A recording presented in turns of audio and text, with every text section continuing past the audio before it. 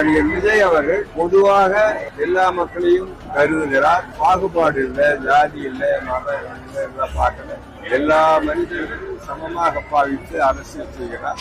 ஆகவே அவரை ஆதரிக்கிறார். அவர்கள் போட்டியிட சொல்லி தங்களுடைய கட்சிக்கு போட்டியிட சொல்லி சில தொகுதிகள் ஒதுக்கும் பட்சத்தில் அவங்க சௌரியத்தை பொறுத்து இருக்கு.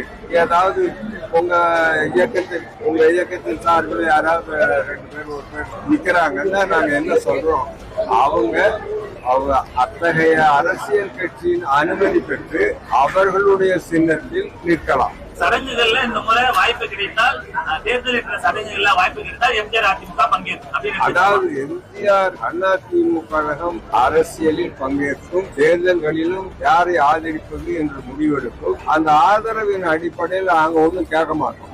இந்த துர்கா தான் நாங்க ஆதரிப்போம், நாங்க அலையன்ஸோ அல்லது அந்த மாதிரி எல்லாம் எல்லாரும் பேரம் பேசுறாங்களா, அதெல்லாம் கிடையாது. நாங்க சொல்றத மக்களுக்கு எது செய்யணும்னு சொல்றத அவங்க செய்யற நாங்கள் தான் எங்க ஆதரவு.